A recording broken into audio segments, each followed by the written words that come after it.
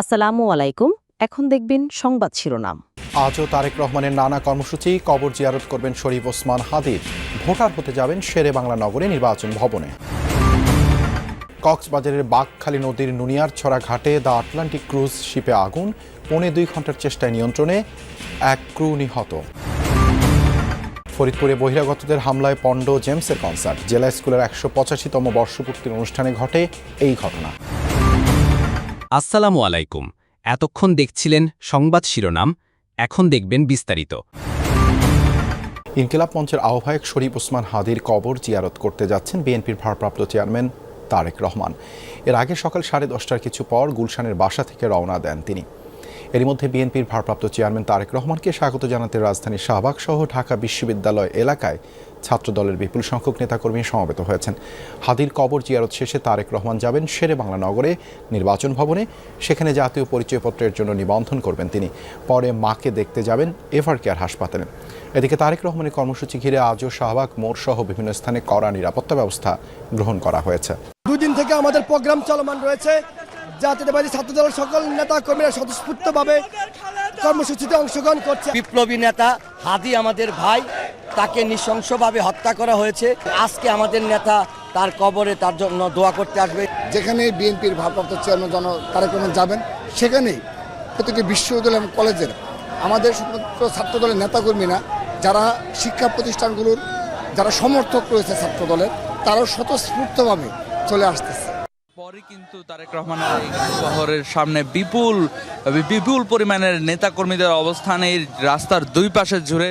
এখন পর্যন্ত কিন্তু পুরো 196 নম্বর বাসা থেকে এই যে মহাখালী ফ্লাইওভার নামা পর্যন্ত কিন্তু একেবারে নির্বিঘ্নে আসতে পারলেও কিন্তু এরপরের পথটুকুতে এই নেতাকর্মীদের প্রচণ্ড উৎসুক নেতাকর্মীদের ভিড়, এবং তারা কিন্তু স্লোগান দিচ্ছেন বিএনপির তারেক রহমানের এই গাড়িবহর ঘিরে। নিশ্চয়ই দেখতেই পাচ্ছেন যে এই নেতাকর্মীদের ভিড়ে কিন্তু গাড়িবহর একেবারেই তিলে তিলে আগাচ্ছে এরই মধ্যে, এবং গন্তব্য শাহবাগ যেমনটি ধারণা করা যাচ্ছে ঠিক রমনার এই সড়ক ধরে মিন্টু সড়ক হয়ে তারপরে শাহবাগের দিকে এই গাড়িবহরটি চলে যাবে। এবং তার পরপরই কিন্তু যেই ঢাকা বিশ্ববিদ্যালয় এলাকায় জাতীয় কবি কাজী নজরুল ইসলামের পাশেই যে ওসমান হাদির কবর, সেই কবর তিনি জিয়ারত করবেন সেইখানে, এবং এই পুরো পথ যেন নির্বিঘ্ন করা যায় সেজন্য কিন্তু ছিল। কিন্তু সবকিছু উপেক্ষা করে নেতাকর্মীদের যে ঢল, সেই ঢল পেরিয়ে কিন্তু এই গাড়িবহর ইতিমধ্যে সামনে এগিয়ে চলেছে।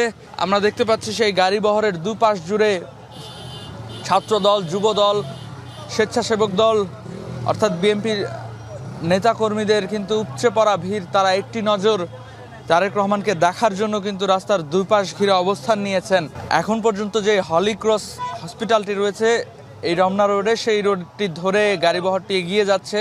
আমাদের ঠিক সামনেই রয়েছেন বিএনপির ভারপ্রাপ্ত চেয়ারম্যান তারেক রহমানের সেই গাড়িবহর। আমরা সেই গাড়িবহরের সাথে সাথেই তার বাসভবন থেকে রওনা হয়েছি শাহবাগের উদ্দেশ্যে। নিশ্চয়ই দেখতেই পাচ্ছেন যে দুপাশের নেতাকর্মীদের মোটরসাইকেল, তাদের উপস্থিতি গাড়িবহরের যে পথটি সেটিকে কিন্তু অনেকটাই রোধ করেছে, এবং দুই পাশের নেতাকর্মীদের উচ্ছ্বসিত নেতাকর্মীদের ভিড়ের মিন্টু সড়কে কিছুটা নেতাকর্মীদের উপস্থিতি নিয়ন্ত্রণের চেষ্টা আইন শৃঙ্খলা বাহিনীর। তবে এত বিপুল সংখ্যক নেতাকর্মীর উপস্থিতি এই দুটি সড়কের দুপাশ জুড়ে, তাদেরকে কিন্তু আসলে সরিয়ে নিয়ে যাওয়া কিংবা সরিয়ে দেওয়া কিন্তু খুবই কষ্টসাধ্য আইন শৃঙ্খলা বাহিনীর জন্য। এবং আমরা জানি যে শাহবাগেও কিন্তু তার জন্য নেতাকর্মীদের উপস্থিতি ব্যাপক। তারা কিন্তু অপেক্ষা করছেন প্রিয় নেতাকে এই গাড়িবহরের সাথে যেন তারাও থাকতে পারেন, সেই চেষ্টাটুকু কিন্তু প্রতিটি নেতাকর্মীর মধ্যে দেখতে পাচ্ছে। এবং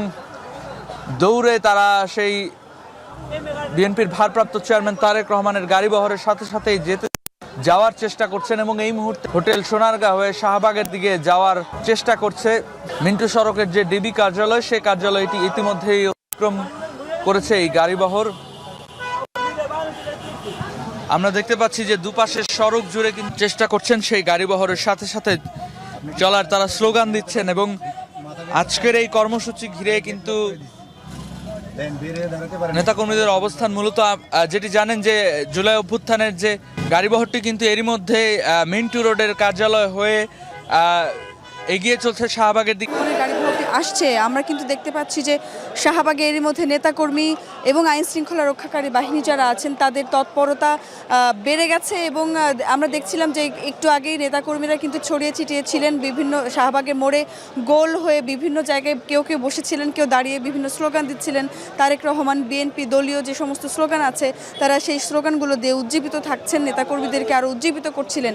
এবং যখনই আসলে খবর এসেছে যে তারেক রহমানের গাড়িটি কাছাকাছি এসে পৌঁছেছে, ঠিক তখন থেকে কিন্তু এখানে তৎপরতা শুরু হয়ে গিয়েছে আমরা দেখতে পাচ্ছি। এবং এরই মধ্যে কিন্তু পুলিশ, বিজিপি সহ যারা আইন শৃঙ্খলা রক্ষার দায়িত্বে আছেন তারা কিন্তু নেতাকর্মীদেরকে দুই পাশে সরিয়ে দিচ্ছেন এবং সরিয়ে দিয়ে মাঝে যে জায়গাটি দিয়ে আসলে ওসমান হাদির কবরস্থানের দিকে, ওসমান হাদির কবরের দিকে যাবেন তারেক রহমান, সেই জায়গাটি আসলে খালি করা হচ্ছে, সেই জায়গাটি রাস্তাটি ফাঁকা করা হচ্ছে যাতে করে নেতাকর্মীরা হোক বা সাধারণ জনগণ হোক তারা কোনোভাবেই সেই গাড়ির সামনে এসে পথ রোধ করতে না পারে, কিংবা যেই উচ্ছ্বাস আমরা দেখেছি নেতাকর্মীদের মাঝে এবং যেই উচ্ছ্বাস, আনন্দ, উদ্দীপনা মানুষের মধ্যেও ছিল, সেই মানুষগুলো যাতে কোনোভাবেই এই যে যাত্রাপথ, সেই যাত্রাপথে বাধা তৈরি করতে না পারে, সেই জায়গাটি আইন শৃঙ্খলার বাহিনী রক্ষাকারী বাহিনীরাও আছেন এবং তারা সেটি দেখছেন। এবং একই সঙ্গে যারা নেতাকর্মী আছেন তারাও কিন্তু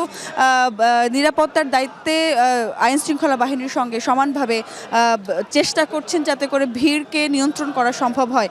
আমরা কিন্তু গত কয়েকদিন ধরেও দেখেছি যে যেখানে তারেক রহমান গিয়েছেন, তার প্রাধান্য অনুযায়ী 3 দিনের যে কর্মসূচি, সেই কর্মসূচিতে তিনি যে জায়গাগুলোতে গিয়েছেন, বিএনপির নেতাকর্মী, ছাত্র দলের নেতাকর্মীরা সেই জায়গাটিতে সব প্রণোদিত হয়ে কিন্তু আইন শৃঙ্খলা রক্ষাকারী বাহিনীর সঙ্গে কাঁধে কাঁধ মিলিয়ে সেই জায়গাটি নিরাপত্তা দেওয়ার চেষ্টা করেছেন এবং সেই জায়গাটি কিন্তু আমরা এখনও দেখতে পাচ্ছি।